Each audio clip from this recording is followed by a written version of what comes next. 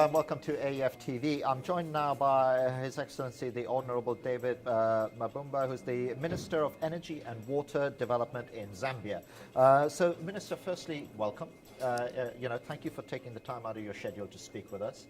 And we were talking a little bit off air, and just to give context to this interview, I sort of summarized my feeling of what some of your other colleagues in different countries are saying, that they're looking at, and I don't mean this as a surprise revelation, but they're saying that we're starting to get traction on generation.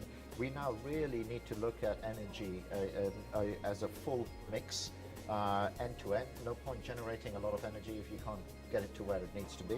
And also, they're saying that we need to really refocus on our regulatory environments and so on. Would you corroborate that? Would you agree with those sentiments? Yeah. Thank you for inviting me, first of all, to this interview. And just like my other ministers from Africa have said, if you look at most of the African states, they have gone through the same transition from a period where I think over the years they have either depended on one source of generation, and over the years, especially for those that have depended on hydro, the climate change has affected their generation. And in a war, you tend to start looking at African countries in terms of their vision, in terms of their thought processes about the energy sector as having to reach some convergence point. In the sense that if you went into Morocco, if you went into Ghana, into Kenya, into Zambia, you interviewed the African ministers, I think their language would be the same.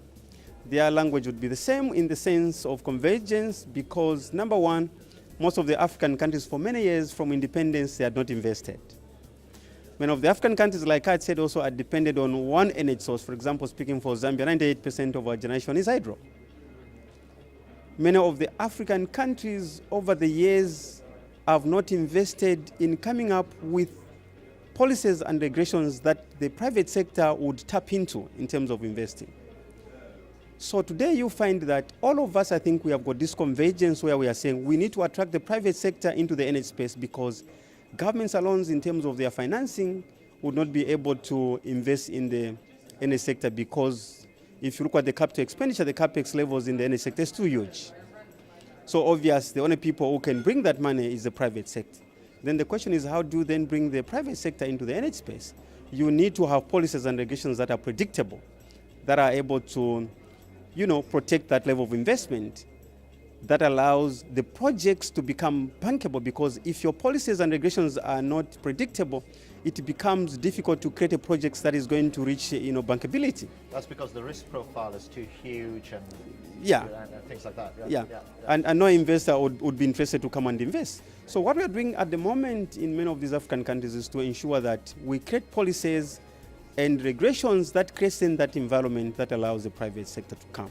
So in a nutshell, I think the language from the African ministers is almost the same, is that we want to invest in generation. Once we invest in generation again, alone, it doesn't solve your problems because the electricity you are generating is intended for the grassroots, for that customer, downstream.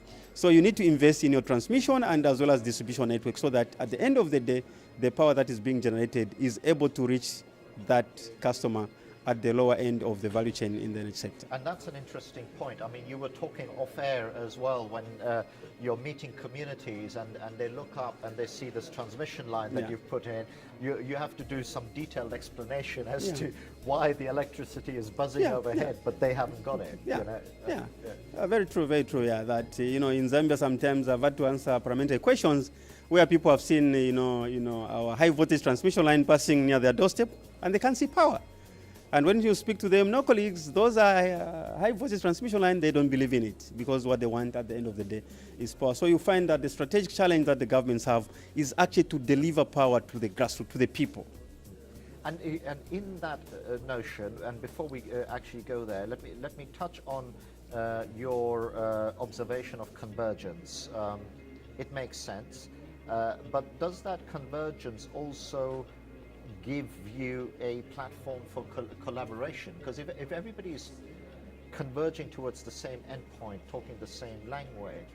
There must be a huge opportunity for collaboration, not just to learn from each other, but not have to reinvent the wheel the whole time. You know, regulatory frameworks, you know, all those things.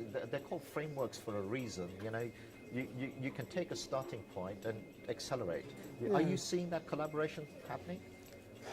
True, that collaboration is coming in. I'll tell you an example is that in 2015 in Zambia, when we had a very poor weather pattern in terms of rains, because our generation depends on water, because of the convergence that I'm talking about, we had to import power from Mozambique. Why did we import power from Mozambique? Because of the interconnectors. You know, we've been able to collaborate with our colleagues in terms of investment in the interconnectors. It allowed Zambia to import power from Mozambique. If there was no collaboration in terms of these levels of investment, it would have been a disaster for Zambia. And I can tell you that in the energy sector, you find that countries are collaborating. For example, as I speak, Zambia, Tanzania, and Kenya, we are investing in what we are calling the Zambia-Tanzania-Kenya interconnector. What does that allow? It allows the East African power pool where Kenya and Tanzania are, as well as Zambia, which is in the Southern African power pool, to trade power amongst the states. So that if the Southern African power pool where Zambia is has got sufficient power, Kenya, even if they may not have been able to invest in their generation, they can easily get power from the Southern African power pool. And it balances everything out. Zambia together also, in that context, if they don't have enough power in their country, they can then buy power from the East African power pool. So that interconnector is bringing this regional collaboration, this regional cooperation in terms of the context of the convergence of the energy sector, that as a country, irrespective of the competitive advantage that you have, whether you have got power in surplus, you need to collaborate with your colleagues, because if you have got power in surplus, it is going to be a wasted investment. So you need to sell that power. Yeah. So because of this convergence in the energy sector, you find that countries within Africa are collaborating in one way or the other so that they don't invent a wheel. If I believe that Kenya, for example, have gone through massive transformation in terms of their energy sector, they have abandoned their utility, Uganda has done that, Ghana has done that, Zambia has not been able to do that. Then at the level when we reach that decision, why should Zambia waste time when we have got a few countries in the region where Zambia can go and learn to avoid inventing a wheel in terms of the success stories, in terms of creating competition within the electricity subsector. So that convergence is allowing, you know, countries to trade in power, to exchange knowledge, and to share the expertise within the energy sector framework.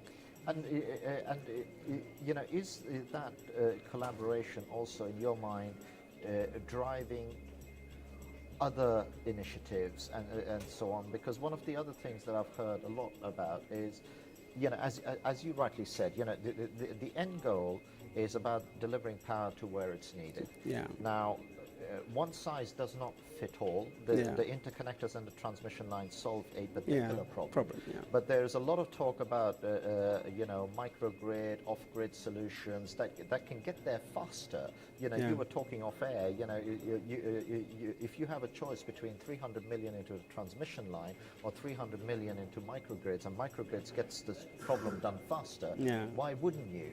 You know, are you starting to look at that blended mix of delivery as well?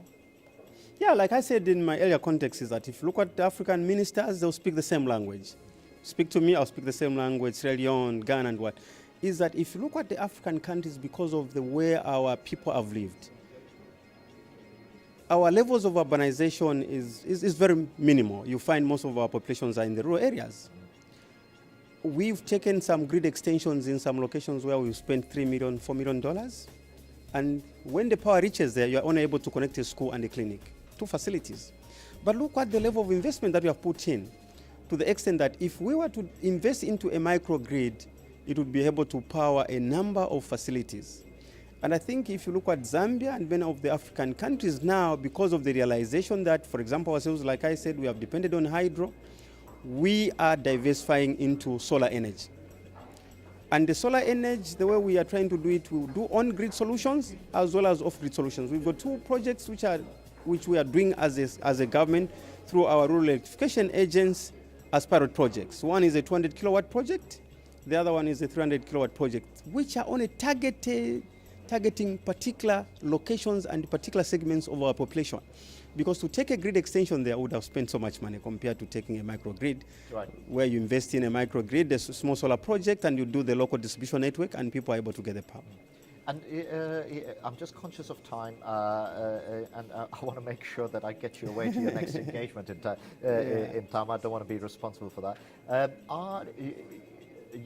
In terms of the road ahead for Zambia, you said, 98% of your power is hydro. Yeah. You're looking at a more of a diversification mix. And just to end this interview, can you give us some sort of, long-term aims about what that diversified mix would look like? I mean, how much is coming from solar? What other things are you looking at?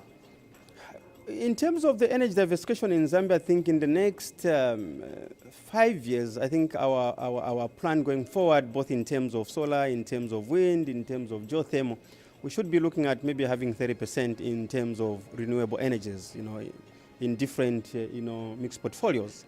Yeah, because we, for example, have got a project which is being supported by KfW, which is to do 200 megawatts, 50 megawatts would be solar, then the 150 megawatts would be wind, geothermal, and so forth. So if you look at the portfolio going forward, is that the renewable energy space in Zambia is going to increase to maybe even above 30% in the next 5 years as we move on. That's perfect, Minister. On that note, we leave it. I've got a few nervous people behind the camera telling me that it's been my pleasure. Time to wrap up. It's been my pleasure. Yeah, it's been my pleasure, and thank you for the interview, and God bless you.